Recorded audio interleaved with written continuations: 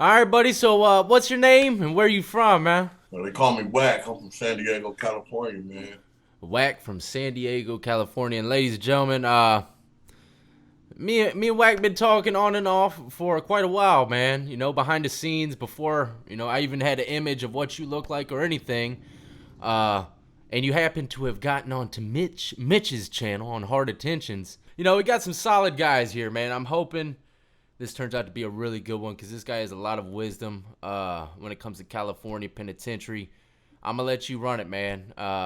Where did it begin? Well, first off, let me just get this out the way. You're a white Crip from California, correct? Yeah, I mean, man, you know what? If you've ever met any white Crips from man, and that's just ugly coming out of my mouth, man. Yeah, yeah, yeah. That's I such understand. I understand. that's such a generic term, bro. Exactly. But yeah, I mean, yeah. So I'm a Crip. I'll put it to you like this: I'm a Crip from a neighborhood in San Diego, and I happen to be white. So you can Correct. call me what you want to call me, but keep it respectful. But anyways, I grew up in San Diego, but I grew up in an area where uh, it's not predominantly white. It's predominantly minorities, Mm-hmm. and you're a product of your environment. So when you go outside and hang out as a kid, you can't help who lives there and who's around there. So I automatically uh, took on being who I was just from where I grew up. Yeah, And San product of Diego's a environment. melting pot. I mean, there is a gang of white people in San Diego, but the places that I lived were predominantly black, Hispanic, Asian, Samoan, and so it just uh, it just was what it was. And then I got taken from my dad by CPS when I was 8. They didn't give me back until I was 13. So I went and did the group home thing and Mm. foster families and all that. And it can be pretty ugly. That's what I was about to Uh, ask you. Would you say that impacted you pretty big time? I mean, I yeah, remember when I was young, man.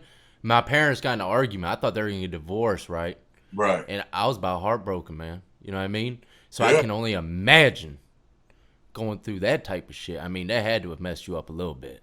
yeah. I mean, it certainly impacted me in more than one way.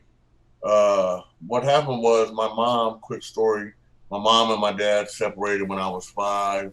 My mom had substance abuse issues.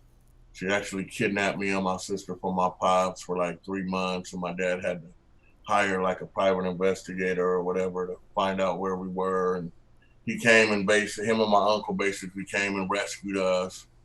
Uh, it was snowing. Where we were in Reno, Nevada, and it was snowing.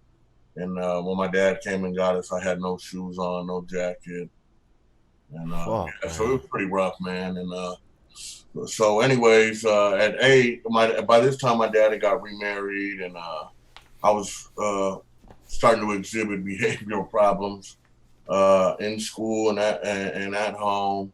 My daddy got remarried, and I didn't like my stepmother at all, so we'd get into it a lot. And a couple of times she got physical with me, and anyways, make a long story short, CPS ended up taking me, and I was 8, and I didn't go back to my dad till I was 13. But going into a group home, with older kids, I was 8. There was kids there that were 15, 16, 17 years old, and you're the youngster, so you get picked on. So I automatically learned how to fend for myself. You know what I mean? And Yeah. uh, violence was the answer. Violence was the key that kind of like solved all the problems.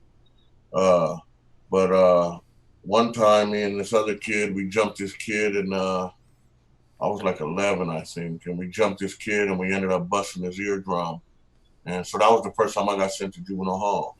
Um, Mm. and I stayed, I think, for like 3 days, and then they ended up kicking me out, and they sent me to another group home. And then I finally got sent to a foster family that was a really good.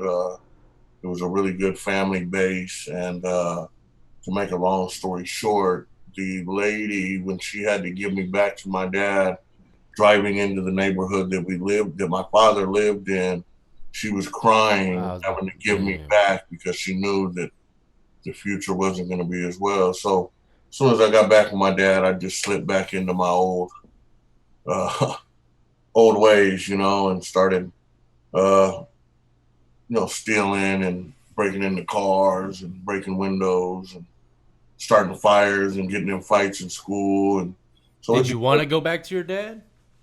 I've always asked myself that, as an adult, like, man, I wonder if I would have stayed with them or would have changed, if anything would be different. And in a way I did, because I love my dad and I love my sisters. And, but I also came to love that family as well. Yeah. So, but yeah, I wanted to go back to my dad's.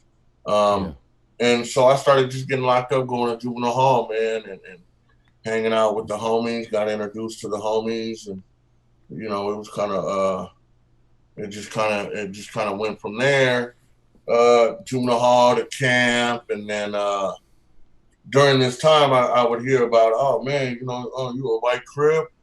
Yeah, make sure you get yourself cleaned up before you turn 18, because you turn 18, you go to prison as a white crip, you're gonna They get meaning you should just stop doing it when they killed. say clean up. Yeah, just stop doing it, get yourself right, man, because you're gonna go Yeah. over there and it's gonna be a whole different ball game. Who was saying this to you? Just I mean, police, I mean, or was it my your probation. homeboys, or I what? mean, some homies said it, not in the way of like clean yourself up, but they were saying more like be ready. Yeah, It's gonna go down. yeah, for your safety. You know what I mean? Right. And then Yeah. I remember my probation officer telling me, like, if you go to prison and you're white and you're from where you're from, you're gonna, you're probably gonna end up getting killed. Not just. I remember I looked at her like, bitch, what the fuck?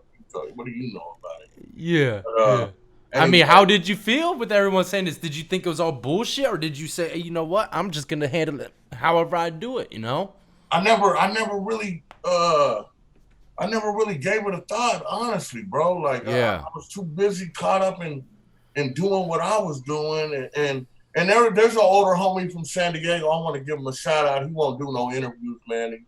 He's just a gangster from his toes to his top of his head. He just Uh won't. huh. There's an older white crib, from San Diego, the homie Snow Rock, and, he paved the way, bro. And, I mean, he hit the yard, and it was on and cracking, and he wasn't tucking his What do you tail mean? or What when nothing. you say he paved the way? Was he like one of the One maybe of the one of first the? white cribs, that actually Oh hit shit. Ben in Cali as far as being a white crib. Well, And, if he ever changes his mind, yeah, I'll be man, here, I man. know. And yeah, you know what? And he's a Christian now, man, and he's Oh man, working. blessings.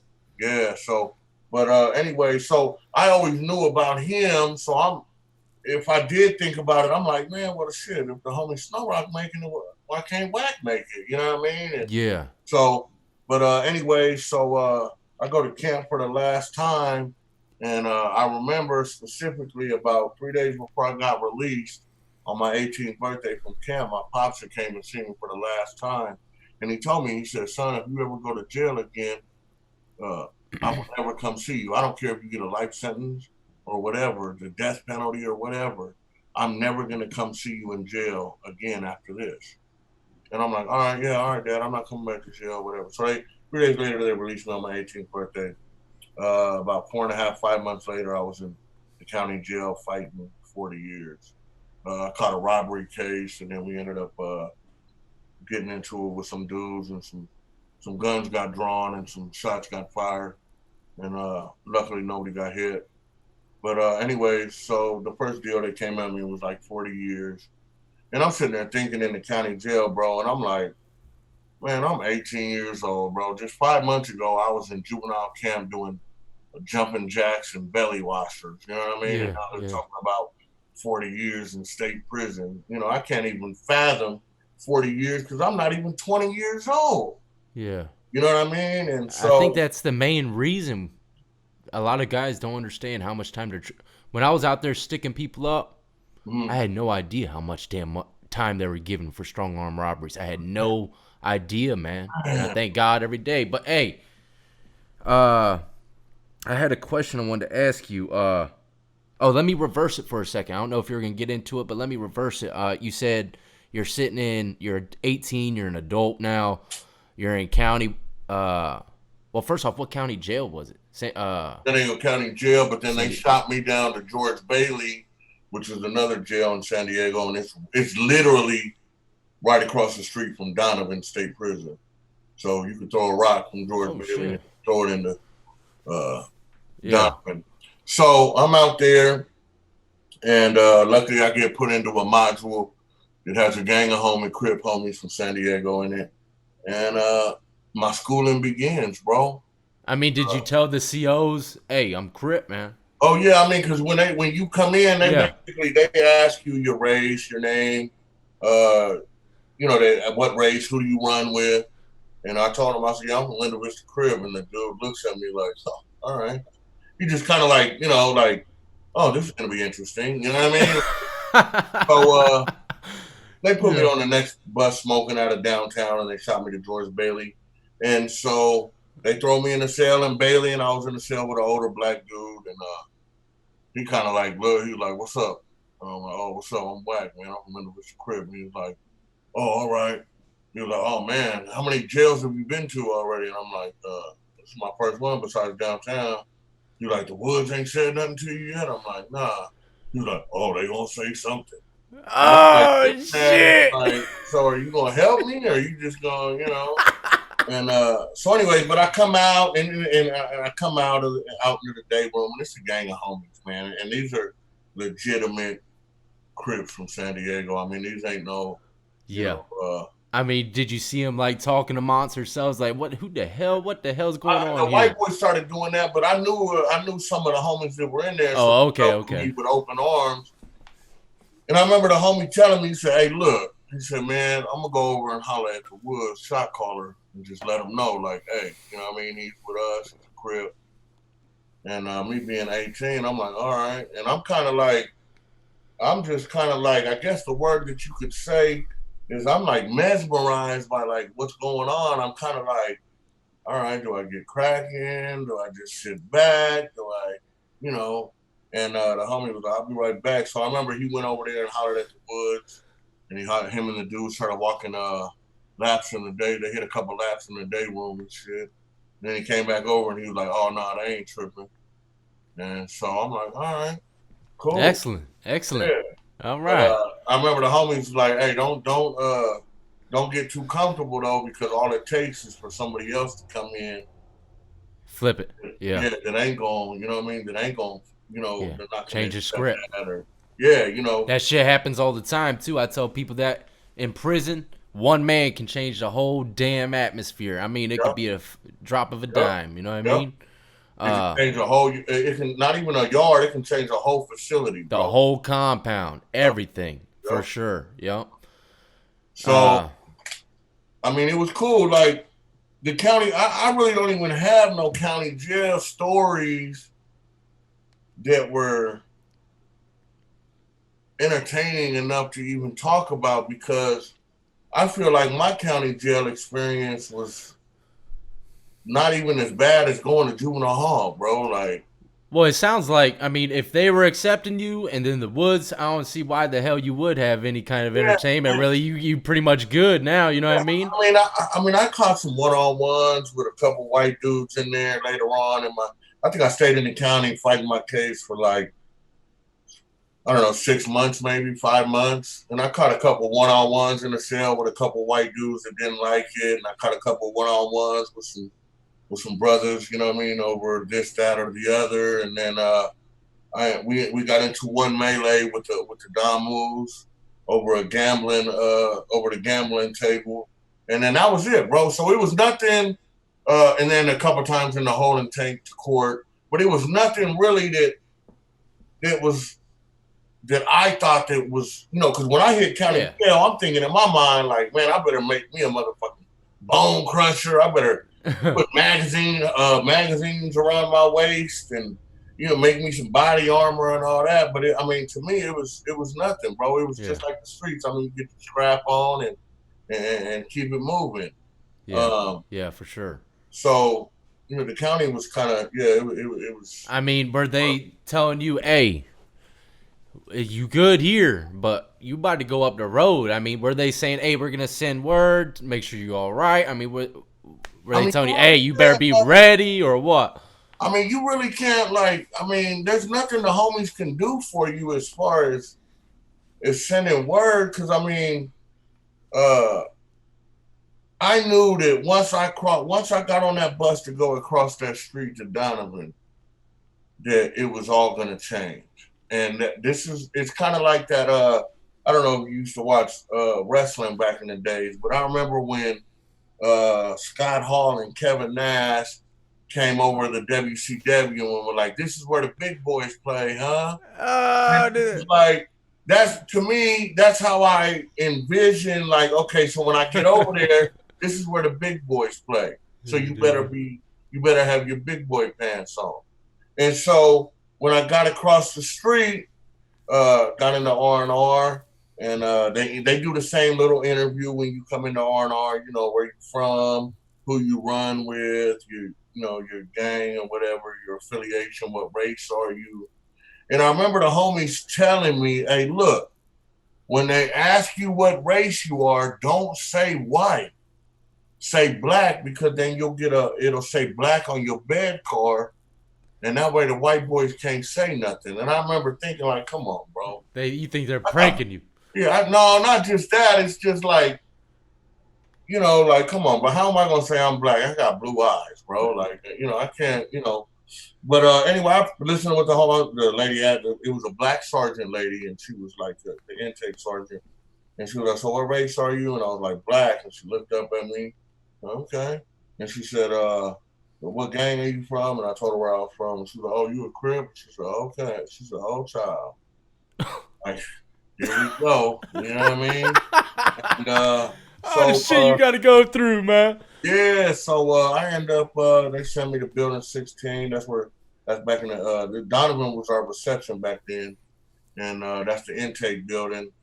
And so I go up in there, and I go up in there another time with an older cat, and and I'm asking him questions though. I'm like, hey, this is probably like his fourth or fifth bid. You know what I mean? So now I've arrived, bro. Like I'm in the pen. I know it's finna crack off. So I'm asking my celly 1,000,001 questions. Hey, so you think it's gonna crack? You think they're gonna stab me? They're gonna try to stab me? You think they're gonna try to kill me? Oh, what's this level like? What's level 2 about? What's level 3 about? What's level 4? And so he's trying to answer questions, and finally he's just like, "Look, youngster," he said, "ain't nobody gonna help you unless you help yourself, man." But in the meantime, a couple of the homies on the yard found out that I was there, and they shot me a care package. They shot me tobacco and some soap and Oh, that's all right. deodorant and all that. And then the way Building 16 works is you go through the medical exam, and they send you to the trailers, and you talk to your counselor, and then they send you out of Building 16 into one of the other yards on the building.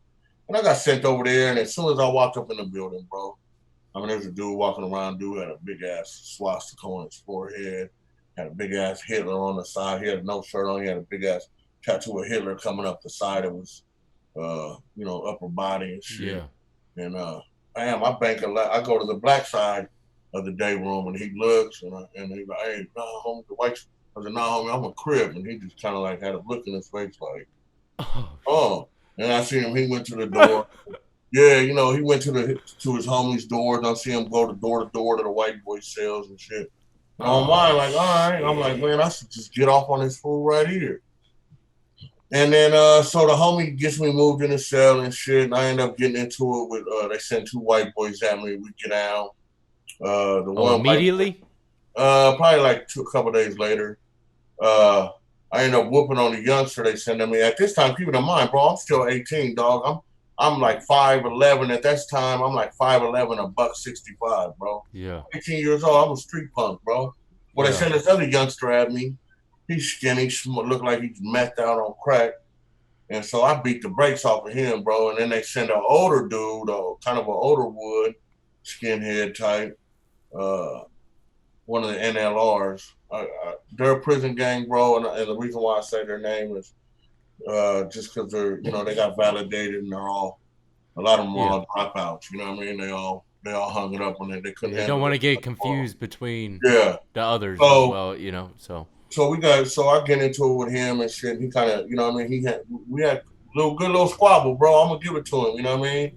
And I kind of busted either his mouth or his nose, and he was leaking all over me, bro. And so I remember telling the homie, because so I had a homie standing at the door, and then they had a white boy standing at the door to make sure shit was, just shit oh, was. so this was all agreed upon.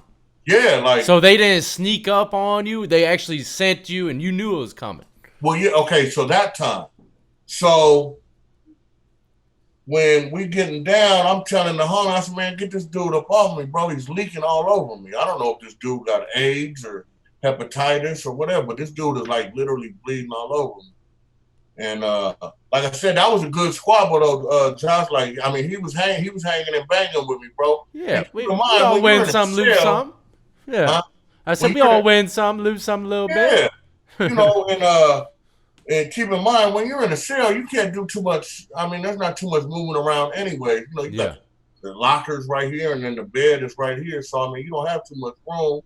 But anyway, so they break it up, and then that was that, bro. And uh, then the motherfucking fuckery starts. Right? That's what I like to call it. Is the fuckery.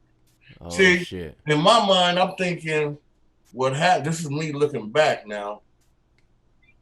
I think that they thought, meaning the white boys, that one of them two dudes was gonna whoop on me so bad that I was just gonna throw up my hands and say, fuck it, lock me up. I don't want to do this anymore.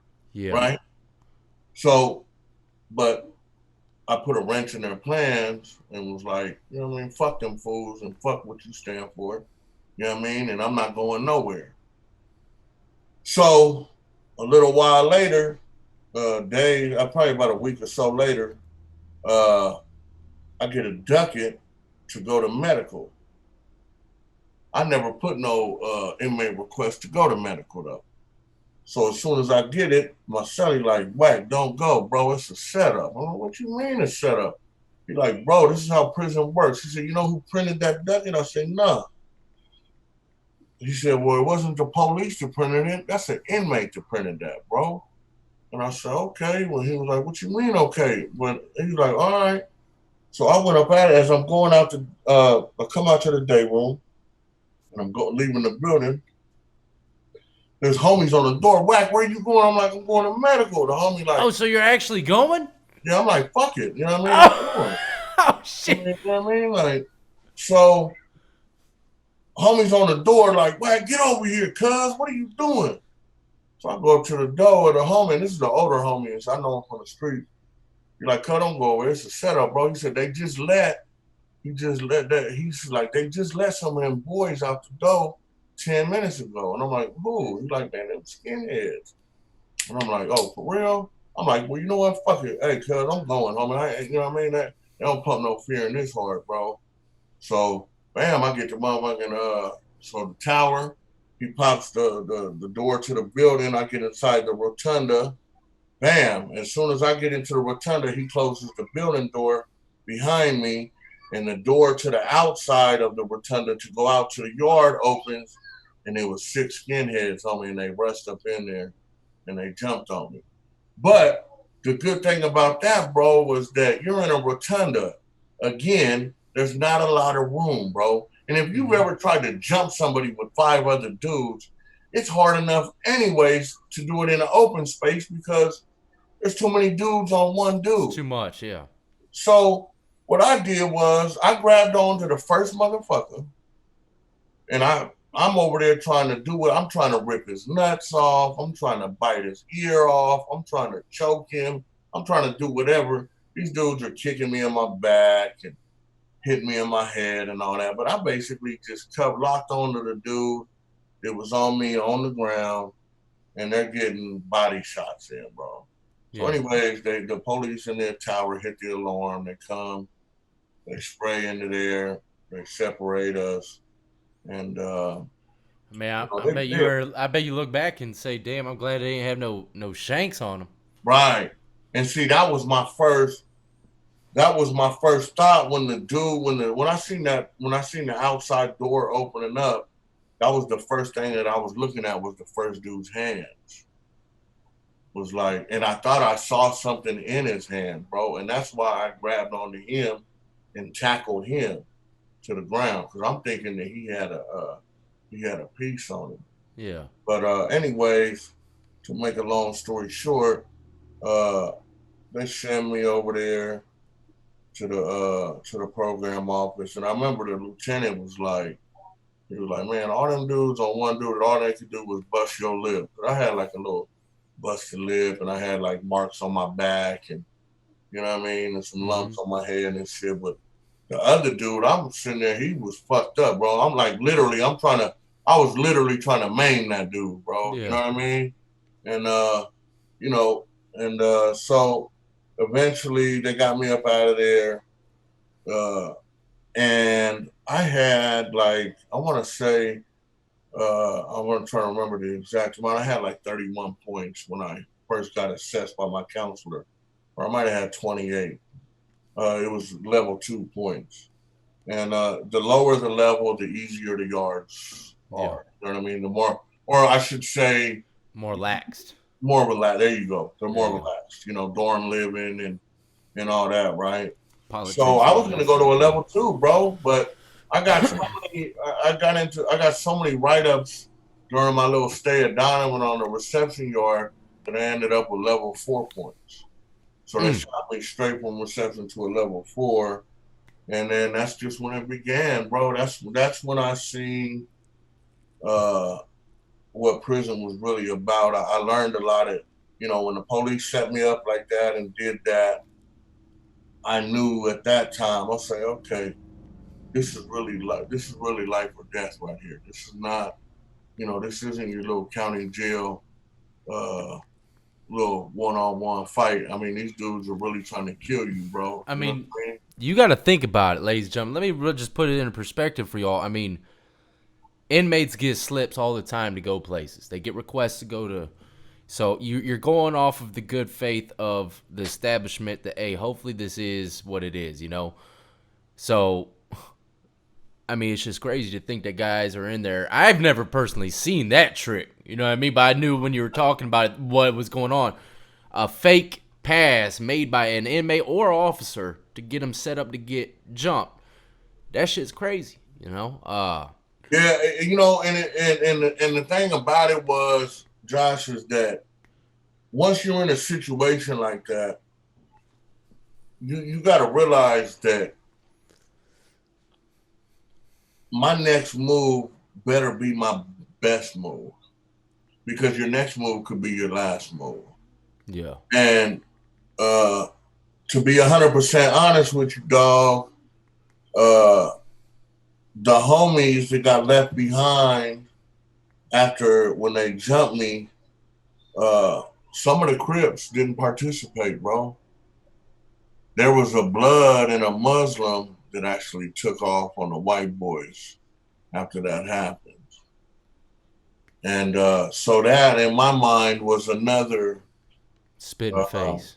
yeah, it was, you know, And I've it heard made this, me though. think, bro. You know, the homie that called me to his door, he cracked off. My celly cracked off, but some of the other Crips in that building, and I'm not gonna name their names. They know who they are, and they're pieces of shit.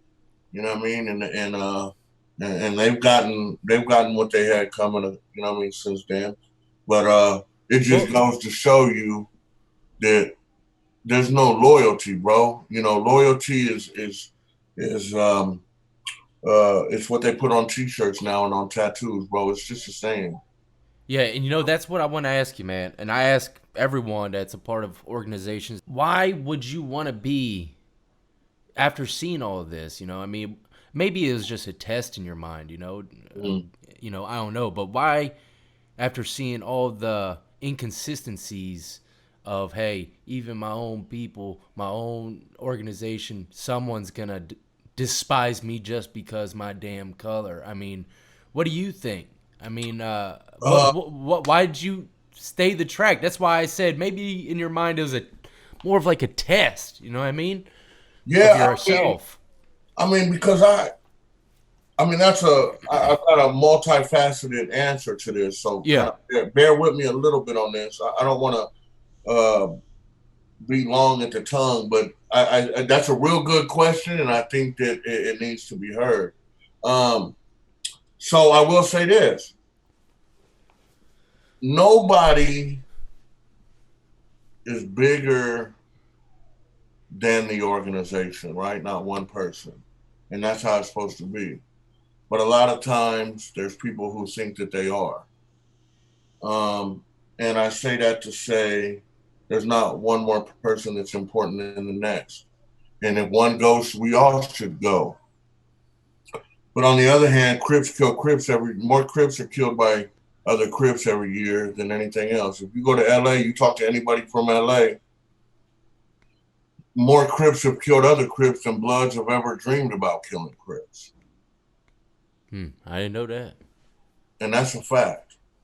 You got the Rolling 60s and the 8 Tray Gangster War that's been going on since, I believe, 1979, the year I was born. And just among just them two sets right there, A lot of murders. they've had, I mean, unbelievable a number of murders on both sides, bro. Um, so Crips kill Crips every day, and you have to understand that, and that's always been in my mind, and just like it's been in other homies' minds, that just because you're a Crip and I'm a Crip, that doesn't necessarily guarantee that we're gonna get along. It sounds good that hey, oh, he's a Crip, I'm a Crip, so he's automatically gonna have my back. Especially in prison. If it's a Yeah. rape war, everybody's supposed to get involved. Yeah. But I can tell you this, and it's shameful, but I'm not ashamed to say it, bro. I've been in a few riots where I've seen blacks run. I've seen Crips run. I've seen Southsiders run. I've seen. I haven't seen Northerners run. To me, Northerners run a whole different program. Their shit is ship tight. You know what I mean? To me, they're on another level, bro. I've seen white boys run. So all that, the idea is a good idea that we're all together and hey, we're all Crips, cuz yeah. And when that fire starts, you're gonna find out who's the real one, and that's what separates the real and the fake, bro. Is a situation like that. Now, Exactly. did they not ride because I was a white boy? I don't know. Did they not ride because I wasn't specifically from their neighborhood? I don't know. Did they not ride because maybe they were going home in 2 weeks? I don't know. Did they not ride because they were going to canteen tomorrow? I don't know. But that was another incident that I put in my files up here saying, okay, that just goes to show what the homie's been saying all along. You can't trust everybody. Can't trust a damn person sometimes, I man. don't, and I came with the realization that I don't need no help. I am the help. And so once I got that in my mind, look, bro, I'm going. And if you don't go, that's on you, bro. I'm going though. So if I worry about myself, bro, and I stay ready, I ain't got to get ready. I don't have to worry about what the next man's going to do. You understand what I'm saying? A Yeah. lot of dudes, they'll talk a good one, bro. I've seen it too many times. They'll talk a good one, bro. And just like my dad used to say, you don't never worry about the man that's at the bar talking the loudest. You worry about that dude who's sitting over there in that dark corner, not talking to nobody, watching everybody. That's the one to watch, and that's just how it goes, bro. So that was another lesson learned, and you know what I mean. And it happened, and to me, I just chalked it up to the game, bro. You Yeah. know what I mean? It Yeah. happened. Chalk a lot of shit up to the game, man. Yeah, I had to, bro. That's just a part of the game. I had to, bro. Let me ask you this, man. Okay, so you're in you said level 4. What was it again? What was the prison called again? The first one was Donovan, which No, I was knew Donovan. The level 4 was the level what? four Tehachapi. Tehachapi. Tehachapi. Yeah. Okay. So you're in Tehachapi. Uh I mean, was there any situations that you could say maybe shine more light onto, prison in your eyes, Yeah. or just the So way shit functions, you know what I mean? yeah. So Tehachapi was kind of a eye-opening experience because the yard that they put me on, they were transitioning uh, from being a permanent work crew yard into a 270 level 4 yard. Now, a PWC yard is a permanent work crew yard, meaning that all them dudes on that yard, uh, they program, bro. There probably wasn't a lot of problems on that yard because everybody had jobs. They got paid decent amount as far as prison salaries go, or whatever you want to call it, and their pay numbers were decent.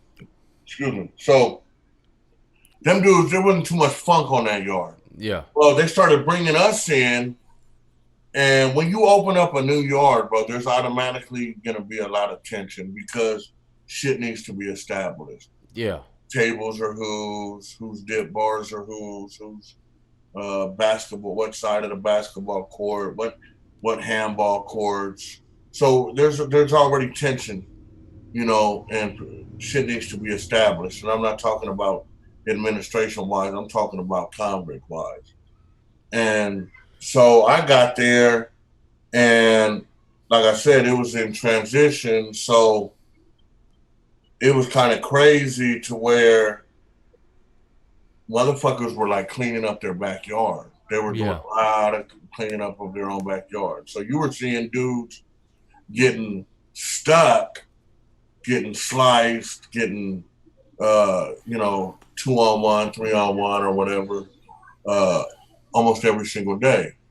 And I remember like, damn, okay, this is real. I mean, the first time I seen a dude, he got stabbed in his eye, man, and I was like, what the fuck is this? And it was just little shit like that that kind of uh, made me realize even more that okay, this isn't a movie, this isn't a video game, this is real deal Holyfield right here.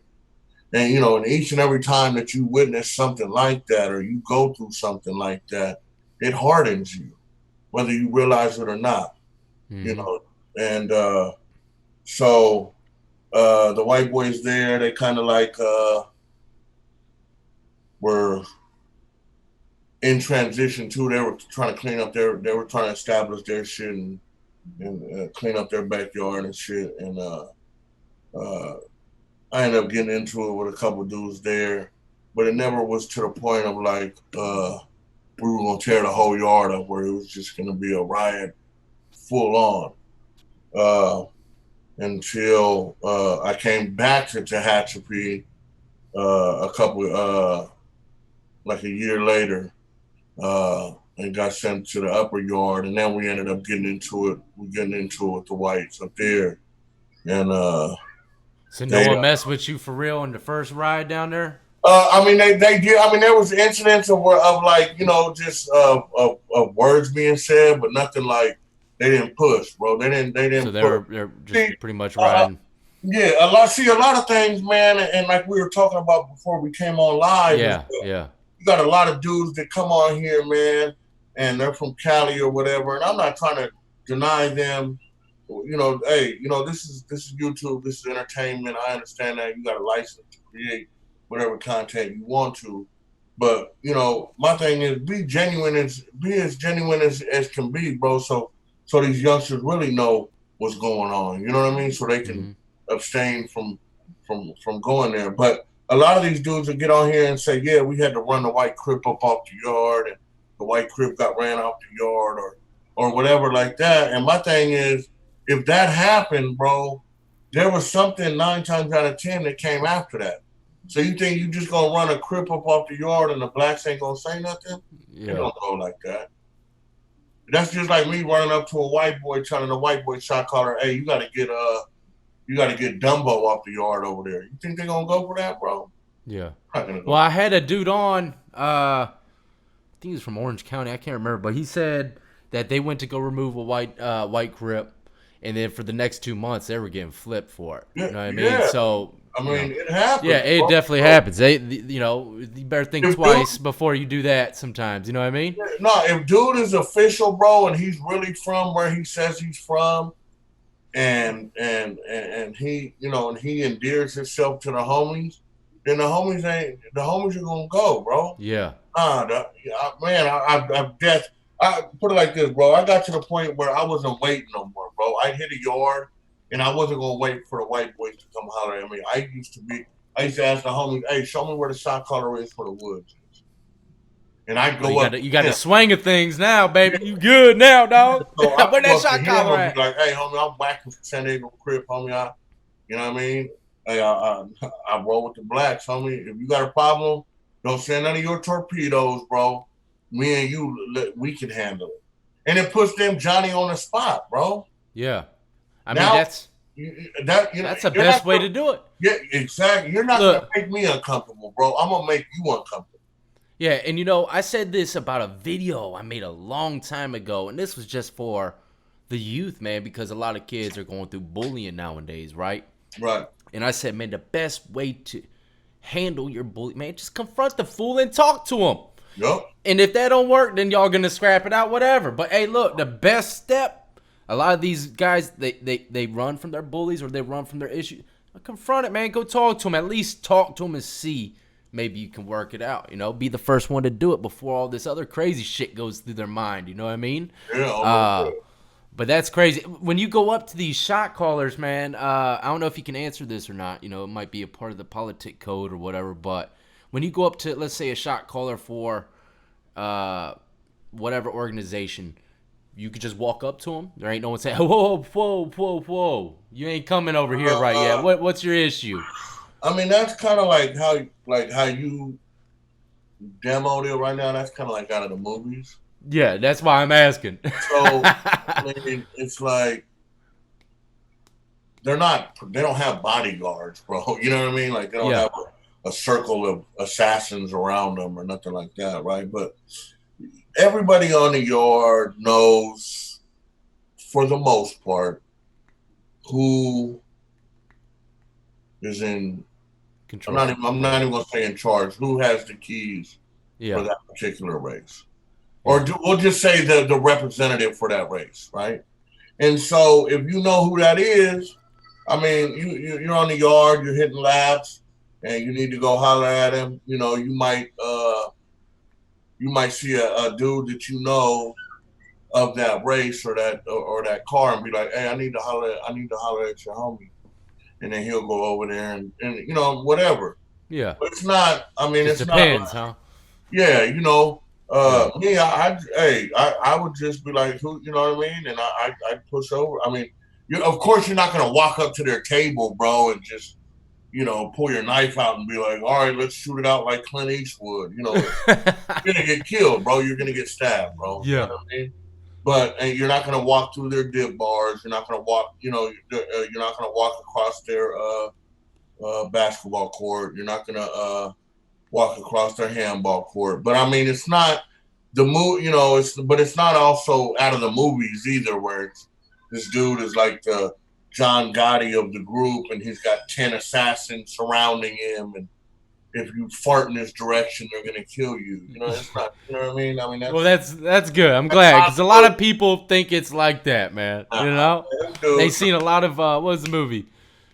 Felon? Wait, not Felon. It was Shot Caller. That's the name of it. Yeah, A lot of people seen it. You know, you give. I mean, it's entertainment, so you have a license to create whatever you want to create, and that's kind of like what's going into what I was saying about this prison genre. You know, it's cool to like, you know, put your spin on it and all that, but don't be out there giving out false facts and you know making it. You're kind of, if you do it like that, you're kind of pumping it up to where kids want to be a part of something like that. Yeah, and you know what? That was another question I wanted to ask you. I'm glad you brought it back to my memory. Would you say that people, and I know the answer to it, but I would like to hear you tell the people. Would you say there's people that strive to be that key holder? Yeah, that are like, man, I yeah. want that freaking spot. I'm gonna make it. I'm gonna do everything and anything there is that needs to be done to get it. At the price of their family, bro. I mean, literally. I mean, you got dudes that are going there, bro. I don't know how many times I've seen it firsthand, and I'm not talking about what I read on Google last night or what Freddie down the street told me or whatever. I've seen it firsthand, bro, where dudes will turn a 2 year turnaround sentence into a LWOP, bro, a life without parole, just because he wanted to be a part of this organization or he wanted to be that dude, bro. And uh, on my channel, Death, and on Mitch's channel, and that's probably where people that see me on here that know me, they probably know me from Mitch's channel. Shout out to Mitch, right? Yeah, Stand up dude right there, right? for And sure. people are always asking about the prison gangs, bro. And uh, my thing is I don't speak on the prison gangs because I'm not a part of a prison gang. I've never been part of a prison gang. And number two, and it's not out of fear. It's not, oh yeah, those guys are the boogeymen. No, it's not like that, man. Them dudes, a lot of them dudes, you catch them one on one and they'll tuck their tail behind their legs. But anyways, um, a lot of times we put them on a pedestal, and these youngsters they strive. That's what they want to be. Instead of being a doctor or a lawyer or a NFL player or NBA player, these dudes want to be a part of one of these organizations, right? That is touted as the Almighty, right? And uh, it sounds good when you hear about it. I mean, it sounds gangster as hell. It'd make a good movie in Hollywood. It's made a couple good movies in Hollywood. But at the end of the day, bro, it ends in death. It ends in life without parole. It ends in being killed by your own homies. Now, I'm not going to go too much in depth because, like I said, I don't speak on them dudes. But all you have to do is read your newspaper. If you live in California, read your newspapers. And you'll see articles all the time about them dudes getting whacked. There was one just last week, I think, in Corcoran. One of them dudes got killed by his own people. It happens all the time, man. It's nothing to strive for at all. Yeah. Well, that leads me into my question. Man, I would like to have you on a few more times, man. You got a lot of wisdom, man. You really tell it Sure. how it is. I'm open, bro.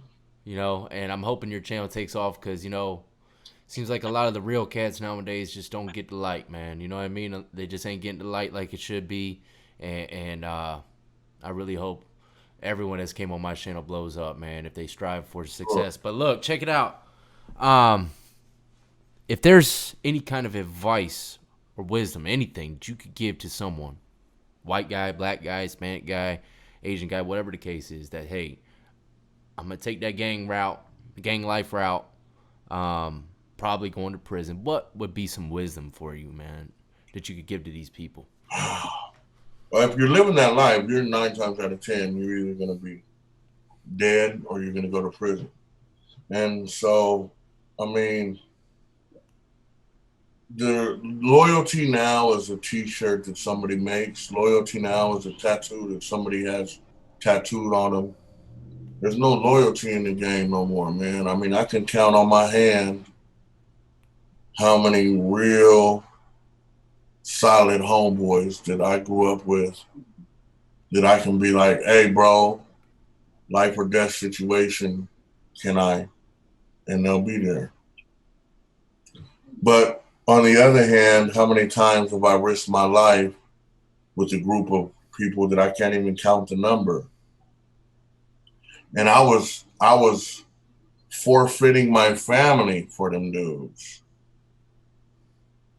It's not worth it, man, because at the end of the day, the people that really pay the price, of course, is you while you're sitting in prison, but it's your family, man. You know, it's your mom sending you stamps and money orders and packages. It's your sister that's sending you stamps, money order packages, answering your phone.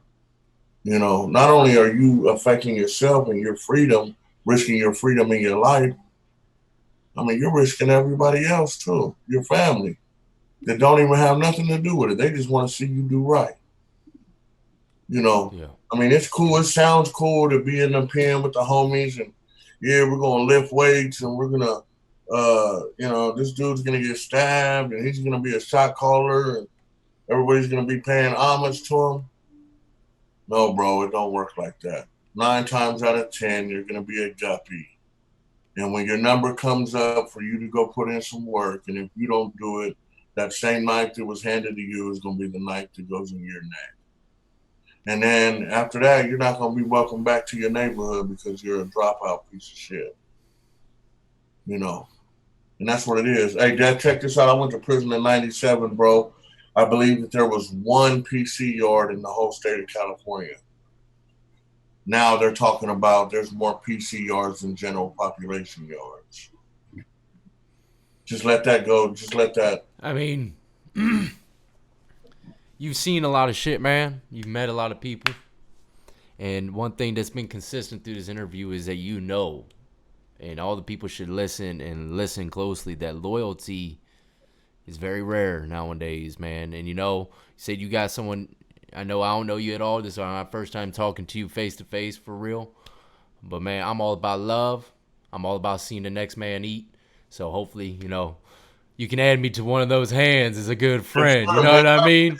Hey, bro. One thing. One thing that I think that all of us that have been to prison or have done significant time is we're good people readers. Would you agree with that? We see all the bullshit, dog. Right. We can read right through it. Yeah, because we've been fed so much bullshit all of our lives, and we've also given out bullshit, right? So we kind of know when we know when a motherfucker's a bullshitter, you know. Uh, and my thing is this: don't get me wrong, I got some solid. There's some solid homies out of San Diego, bro. Killers. I always tell people, you know what, hey, bro, I'm not a killer. I'm not, but I know a couple. I mean, I know some dudes that are, that's their life is that, bro, and it's sad, but they, that's where they put their stake in life, bro, and that's the life they choose to live. And them dudes are solid as hell, Yeah. you know. Uh, but there's not too many, Josh. And I these know, man. I kids, see it every day, man. I'm trying to help people left and right. I and keep these getting kids, shitted on. I'm yeah, like, look, and damn, these dog. kids, man, they see the movies and the Instagrams and the Facebooks and the Snapchats and the whatever else bullshit they do, where it's glamorized, bro. And there's nothing. Me and Mitch, man, we I went all one on this thing a couple weeks ago on Saturday. I said, man, there's nothing attractive being in an 8x10 cell with a smelling another dude's ass, sword fighting over the toilet in the morning because you both got to take a piss, being fed food that you wouldn't even give to your damn cat. Yeah. I mean, there's nothing attractive about that, bro. Nothing, man. And if Nothing. you went to the shoe, bro, and you talked to the main motherfuckers in them organizations, that I won't give them the time of day to say their fucking names. If you could catch one of them dudes by themselves and have them take their mask off and say, was this worth it, bro? I guarantee you, if they were gonna keep it real, 95% of them would say, fuck no. Man, you got dudes that were doing 30 plus years in the shoe, bro, in California. I don't know what it's like I can't speak on other states because I've never been there. But when you're stuck in that, and I've never been to Pelican Bay, but I've heard about it. I did 3 shoe terms myself. But you're never seeing sunlight, bro. 30 years of never seeing sunlight, bro. Of never feeling a blade of grass, bro. Everything that you do is within concrete. not touching your daughter, not holding your son, not kissing your mom, not kissing your wife. Man, there ain't nothing cool. What is cool about that, bro? You're married. I mean, come on now. I think it's just people, they hear it, people rap about it, talk about it, it's appealing. But they really just don't know. They And don't. I said it You don't straight. know. You don't know if you're gonna be able to survive that shit. Man, hey, dude. Hey, I've seen it to like this. God bless that I made it up out of there, and I'm never going back because I choose to make my maneuvers legit now because I don't want to go back. I don't want to be that. I don't want them problems anymore. It sucks being the most hated dude on the compound, bro. I I came can out only my imagine, cell. man. I came out my cell every day, public enemy number one, bro. Not only was it the white boys, but I had more fights with Crips in my 7 years than I did with white boys. Man, they probably make a You movie know, off your shit, yeah, man. the police hated me, bro. I had the police break both of my hands, literally, bro. Broke my hands. Uh uh I had to go to the outside hospital because they broke both of my hands. The doctor told the COs that had escorted me to the main hospital that they were pieces of shit and that he had to report them. Hey, 2 days later, Josh, I had Sacramento CDC come pull me out of my cell in front of a tripod with a camera in front of it and wanted to know what happened. And I don't snitch, bro. I don't tell on the police either. So I didn't tell them what happened. And Damn. the dude was begging me, bro. It was a dude and a lady. They were like, that dude will lose his job today and he might go to jail and you could be getting paid. You just needed to. I said, man, take me back to my cell. Would you say I that it mean, would have if you did say something on yeah. that's solid as shit. You know what I mean? I mean, And look, I don't tell, bro. I don't work with the police, bro. yeah, Even though the police did that to me, dog, they were police too, and I'm not gonna tell on nobody, bro. You know, even my dad, I wrote my dad and told my dad what had happened, and he was like, "That's the stupidest fucking thing I've ever heard of in my life." And you know what it is? Is people like that don't understand our way of life, bro. yeah, And yeah. but That's yeah, fucking nuts, man.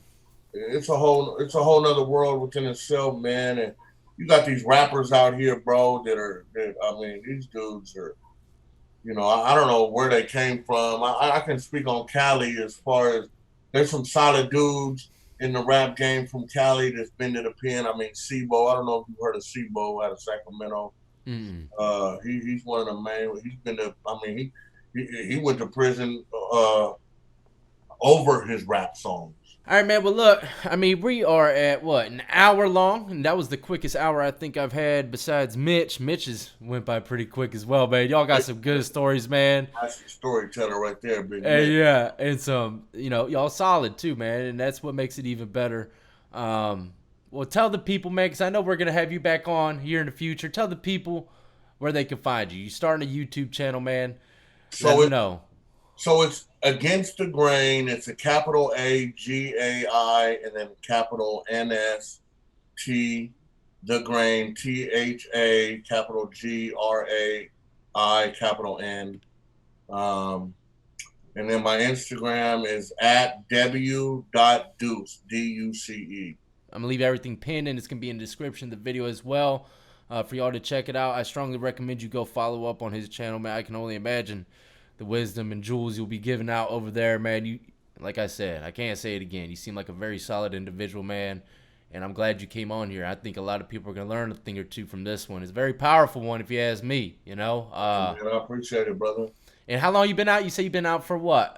So I got 15? out. So I paroled in 2004. I went back 2005 and got out 2006. So I've been out 14 years. That's excellent, man. Excelente, my Yeah, friend. I gave my number back in December of oh wait, bro, I ain't looked back, dog. That's what's up, man. That's how we all should do it. And congratulations, man, and keep doing Thank what you're you, man. doing, supporting the family and giving out good wisdom. You know what I mean, All right, man? all right, man. I appreciate you, man. Stay blessed, brother. Hey, likewise, my friend. Until the next time, all right? All right, peace.